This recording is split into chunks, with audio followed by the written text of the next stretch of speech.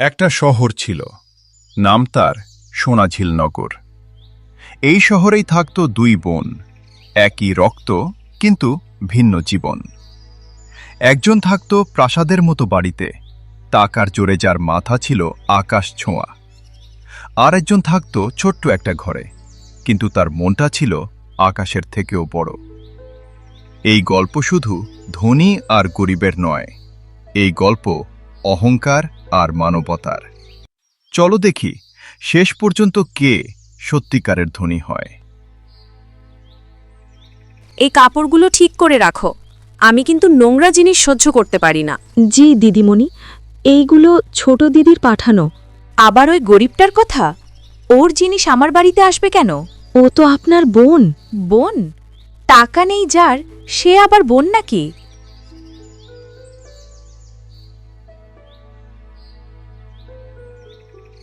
এই শহরে সম্মান পেতে হলে টাকা লাগে, ভালোবাসা দিয়ে পেট ভরে না।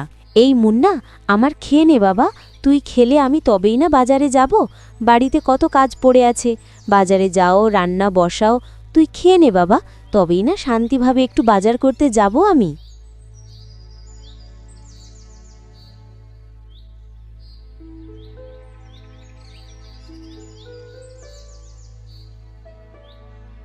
মারে, আজ নিজে না খেয়ে ওই ছেলেটাকে খাবার দিলি কেন? ও ক্ষুধার্ত ছিল কাকিমা। আমি না খেলে একদিন চলবে, কিন্তু ও না খেলে কাঁদবে। তোর দিদি যদি এমন হতো। দিদির মনটা শক্ত হয়ে গেছে কাকিমা, হয়তো একদিন নরম হবে।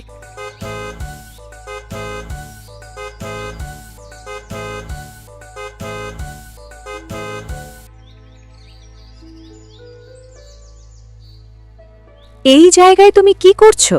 লোকজন কি ভাববে?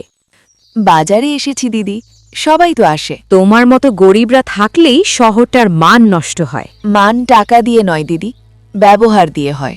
আমাকে শেখাতে এসো না, তোমার অবস্থান ভুলে গেছো?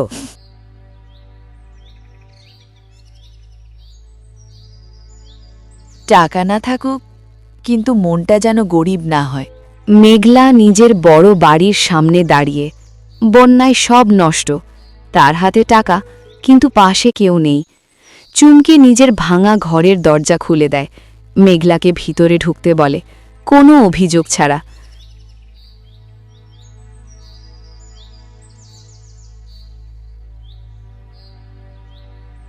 দিদি, ঘরটা ছোট, কিন্তু মনটা এখনো খালি আছে। বুড়িমা ধীরে বলে, যার মন বড় সেই আসল বড়লোক। আজ বুঝলাম, টাকা ছিল আমার, কিন্তু মানুষ ছিল না।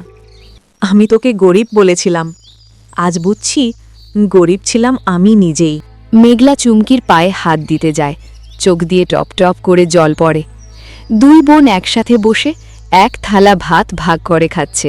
গরিবের কান্না আর ধনীর হাসি, এই দুটো যদি আপনাকে ভাবায়, তাহলে এখনই লাইক করুন আর বাস্তব জীবনের গল্প পেতে সাবস্ক্রাইব করতে ভুলবেন না।